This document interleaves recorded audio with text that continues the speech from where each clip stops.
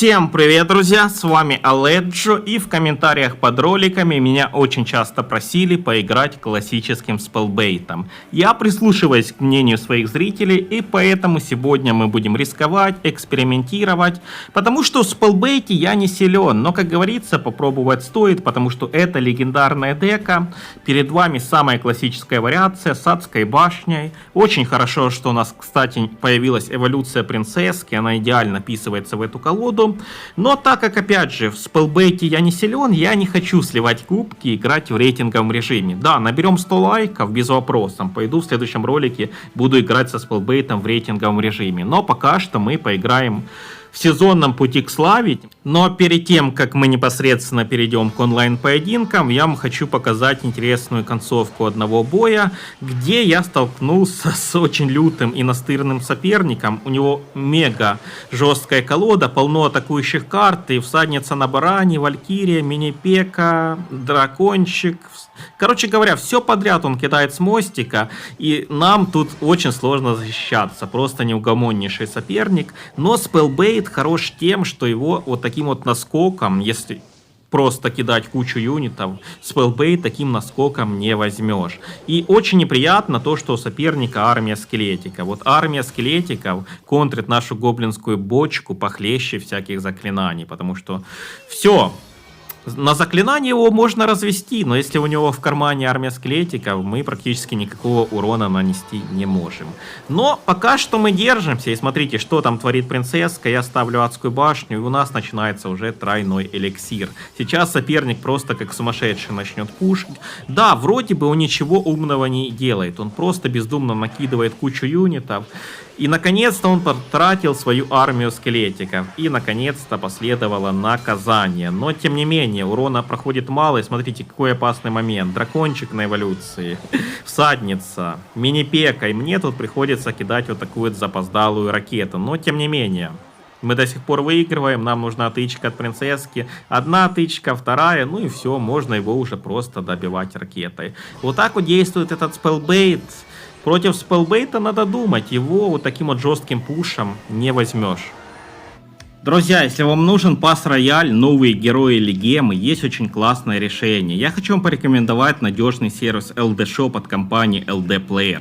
Это безопасная платформа для пополнения, где на Clash Royale сейчас действуют скидки до 22%. Для новых пользователей пас-рояль стоит всего 799 рублей. И главное, 0% комиссии. Вы платите только за то, что покупаете. Процесс пополнения максимально прост. Выбирайте сезонный пропуск, заходите через Supercell ID, и все, товар приходит за 5 минут. Сейчас по моей ссылке новые пользователи получают купон на 15%, плюс эксклюзивные 5%. Итого можно экономить до 30%. Кому нужно донатить выгоднее, ссылка в описании в закрепленном комментарии. LD Shop. Надежно, выгодно и удобно. Удачных каток, братва! Итак, друзья, с спеллбейтом я практически никогда не играл, в частности уже, наверное, целый год точно не брал в руки эту колоду. Но я очень много смотрел, как с спеллбейтом играют серьезные игроки. В частности, у меня на канале было много видосов про спеллбейтеров, особо я снимал про всегда первого. Я не знаю, вряд ли, что у нас какие-то уже олды есть на канале.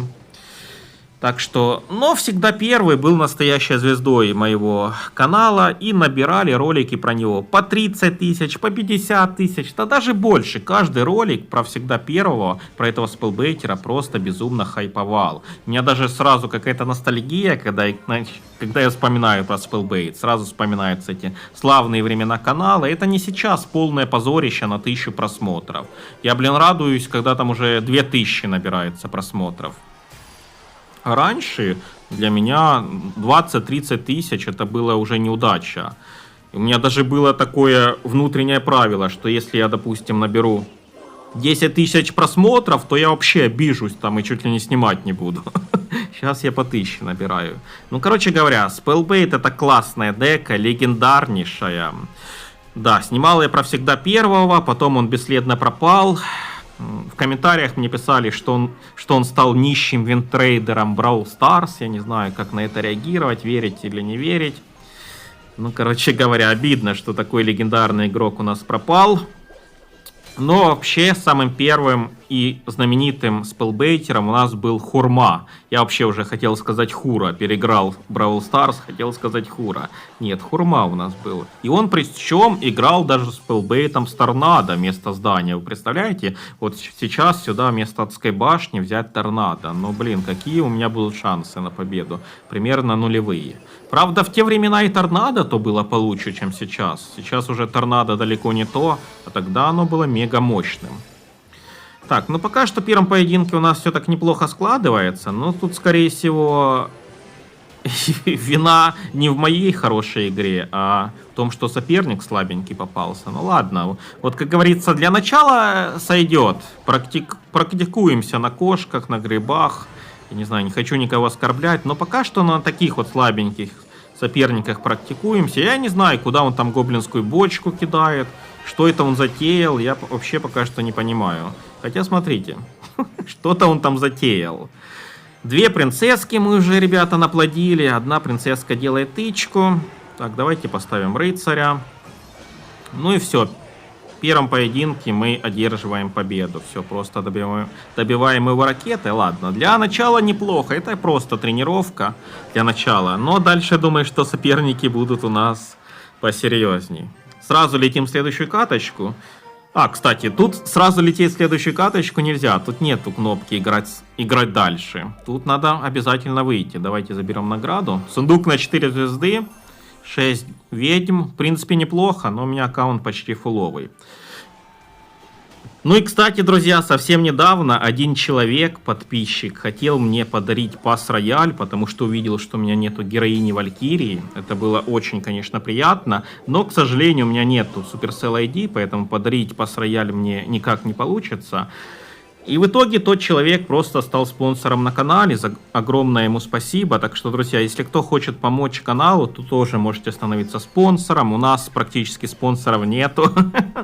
Поэтому, кому не жалко, становитесь. Ну и также можете задонатить что-то в крипту. У меня есть все в описании к ролику, потому что каждая копейка сейчас на вес золота. YouTube душит канал. Спонсоры сейчас, наверное, после таких просмотров от меня откажутся. Поэтому всему буду очень рад и благодарен. Но мы давайте играть, хватит ныть. То я очень много ною. Но иногда получается наныть. То кто-то задонатит, то кто-то спонсором станет. Поэтому ныть иногда даже полезно.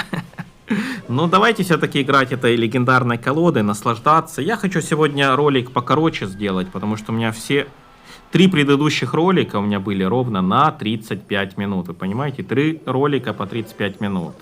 А в итоге просмотры на каждом очень ужасные, особенно на последнем. Поэтому я сейчас, не знаю, хочу попробовать покороче сделать ролик на минут 20. Вот и все. Посмотрим, что из этого выйдет. Так. Ну и давайте я вам вкратце расскажу про то, вообще, как нужно играть с спелбейтом, как завещал всегда первый. Он завещал то, что, во-первых, принцесску надо ставить на другую сторону от атаки соперника. Вы видите, что сейчас соперник пушит у нас по левой стороне, значит мы принцесску на правый фланг ставим. Ну и также, если мы будем в концовке проигрывать, то будем соперника закидывать ракетами. Это очень важный момент. Так, прожимаем рыцаря, щит ему не помешает. Сейчас и нужно стараться еще как можно больше принцессок наспамить. Смотрите, у нас уже стоит 2 принцесски, соперник ничего не успевает сделать, это просто издевательство. 2 принцесски наспамили. Когда получается столько принцессок наспамить, то это практически гарантированная победа, потому что они настолько бесячие, и соперник ничего не успевает сделать. Ладно, есть еще одна победа, блин. Даже я, такой слабый спелбейтер, и то держал 2 победы. Так, ну ладно, идем в следующую каточку. Потихоньку мы поднимаемся по кубкам. Ну и очень, кстати, хорошо, что сейчас улучшили эволюцию принцесски. Потому что раньше эволюция принцесски была достаточно слабенькая. У нее каждая 3-я тычка была замораживающая. Сейчас каждая 2-я тычка у эволюции принцесски замораживающая. Это, конечно, очень сильно решает. Короче говоря, эволюция принцесски сейчас стала намного имбовее, чем была. Поэтому стоит с ней попробовать поиграть. Давайте посмотрим, что у соперника по заклинаниям. Прожимаем рыцаря. Так, пошел хороший урон. Правда, и мы тут немножко дровосека пропустили. Ну ладно, ладно. Пропустили мы дровосека, но зато, смотрите, снесли ему практически всю вышку. Поэтому это того стоило. Ладно, пошли мы в такие вот размены. Хотя спелбейтеры очень часто играют чисто. Очень часто спелбейтеры играют чисто и практически никакого урона не позволяют сопернику нанести. Но мы такой себе спелбейтер, поэтому мы урон будем позволять сопернику наносить. Я играю как големовод. Големоводы всегда позволяют сопернику наносить уроны, всегда идут размены по вышкам. Я придерживаюсь сейчас такой тактики. Так, смотрите, первая тычка замораживающая, вторая обычная. И вот сейчас у принцесски следующая тычка опять замораживающая. Вот опять у принцесски, смотрите, через тычку, короче говоря, чередуется. То заморозка, то обычная тычка. И очень, кстати, действенная эта заморозка у принцесски. Она просто обездвижила этого дровосека, блин, ребята. Ну, классно, классно. Но единственный сейчас минус в спелбейте стал... И очень такой существенный минус, это то, что дух теперь до вышки не доходит. Это очень большой минус. Потому что раньше была популярна комбинация дух плюс гоблинская бочка. Сейчас эта комбинация уже не особо эффективна, потому что дух до вышки не доходит. Так, давайте тут адскую башню поставим. Я думаю, что сейчас мы тут все это дело законтрим. Дровосек на нас неприятный бежит. Закидываем тут гоблинские бочки. Давайте контрим соперника бандой гоблинов. И, в принципе, у него на вышке остается 42 хп. Можно его бревном добить. Давайте ставим тут еще адскую башню. Ну, в принципе, пока что такие легенькие соперники. Но, опять же, для новичка, которым я являюсь, это сойдет. Такие легенькие соперники. Смотрите, вот такая вот была комбинация мега популярная. Дух плюс гоблинская бочка. Все. Теперь эта комбинация особо не работает, потому что дух до вышки не доходит. Ладно, ребята, все. Выиграли мы во втором поединке. Давайте ему добиваем одну вышку. Добиваем ему вторую вышку. На. Все. 2-0. Блин, почувствовал себя всегда первым. Ну, не знаю, блин. Аж стыдно за себя, издеваясь над такими слабенькими соперниками. Ладно, и мы, кстати, уже тут кубки даже как-то подняли. Давайте заберем награду. Опять сундук на 4 звезды. Опять мне это все не нужно. Мы уже подняли, ребята, 150 кубков. Вот так вот, даже со спелбейтом подняли. Так что золото. Мне нужно только золото на аккаунте, потому что... Я хочу его сделать фуловым. Я просто там сейчас покажу, смотрите. У меня осталось прокачать на аккаунте. Вот почему мне не нужен пас-рояль. Даже не предлагаете дарить в следующий раз. Потому что мне осталось прокачать вот ровно 3 карты. Ну куда мне пас-рояль, ребята? Это просто деньги в мусорку. Вот сейчас 120 тысяч золота будет, я еще прокачаю хижину варваров. Единственный минус, как я уже говорил, это то, что у меня нету героини Валькирии. У меня 194 осколка из 200. Все, но в остальном мне какой пас-рояль, мне уже он не нужен. Просто лучше кидайте на крипту. Так, поехали в следующую каточку. Ну, не совсем я, понятное дело, доволен своей игрой. Вижу эти много ошибок. Но вообще как-то... не варит голова. Вот когда я играю с големом, я сразу знаю все свои действия. У меня все сразу распланировано наперед. Но со спелбейтом это сплошная импровизация. Просто на ходу придумываю, что делать. Как-то бездумно ставлю карты. Понятное дело, что тут нужен опыт. Вот если я поиграю с этим спелбейтом там какую-то недельку, то уже будет все иначе. Ну, пока что... как есть, как есть. Я не думаю, что мне со спелбейтом еще придется играть в ближайшее время. Да, сейчас просто запишу видос и все. Так, по-моему, он потратил бревно. Давайте его сразу накажем. Если соперник тратит бревно, надо его наказывать. Не зря эта колода называется, ребята, спелбейт. То есть байтим соперника на спелы. Заставляем его тратить легкие заклинания. Вот и все. Когда он их потратит, то можно закидывать гоблинскую бочку. Но проблема в том, что сейчас очень много таких соперников, у которых по 2, по 3 легких заклинания. То есть это практически нормой стало, что многие сейчас берут в колоду одновременно бревно плюс стрелы. Понятное дело, что в такой ситуации у спелбейтера мало шансов. Бревно плюс стрелы взял, как любой чувак, и все. Как там выигрывать? Там уже только ракетами его закидывать, что ли. Кстати, в этом поединке, судя по всему, ракету нам надо приберечь на шар, потому что не всегда у нас будет под рукой адская башня. Поэтому желательно ракету все-таки приберечь на шарик. Так, пока что выигрываем. Он готовит свою атаку. Ставим адскую башню.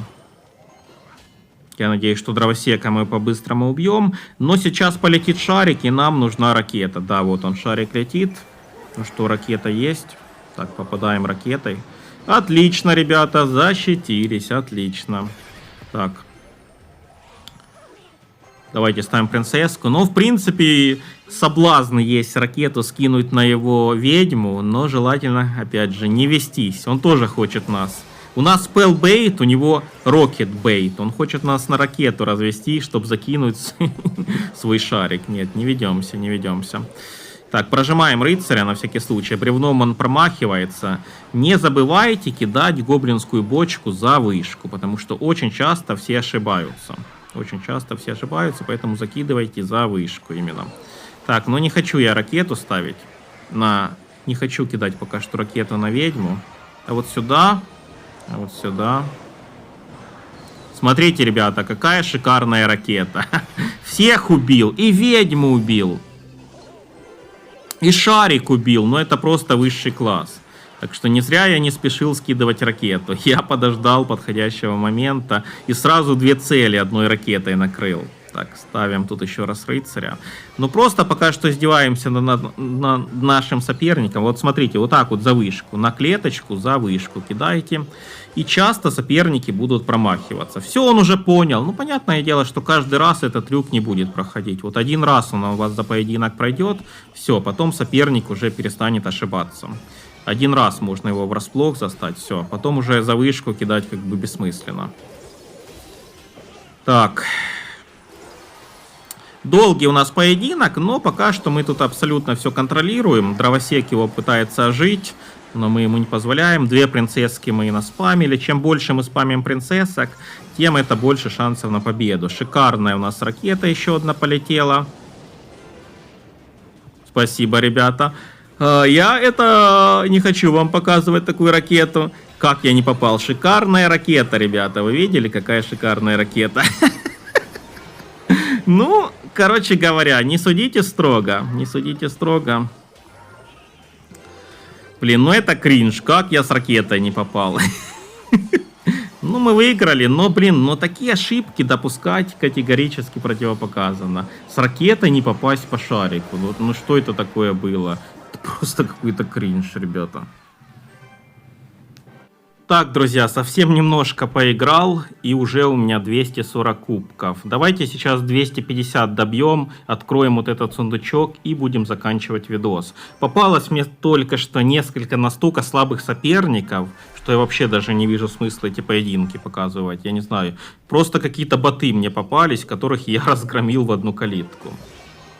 Не знаю, странное что-то происходит в этом сезонном режиме.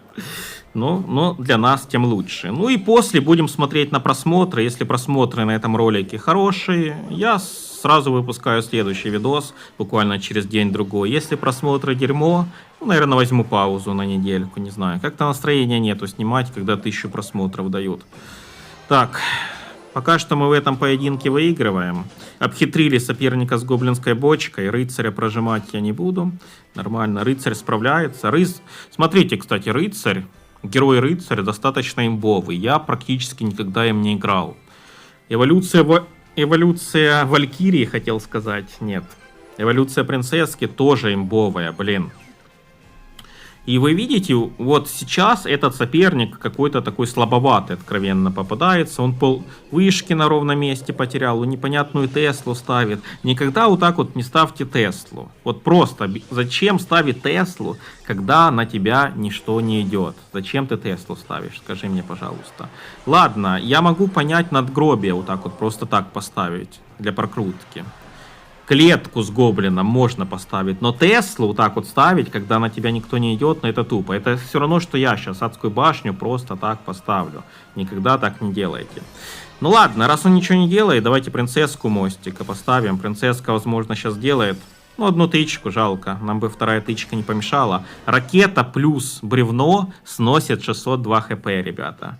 Так что это очень важный момент. Нужно знать, если вы будете играть с спелбейтом, что ракета плюс бревно сносит 602 хп.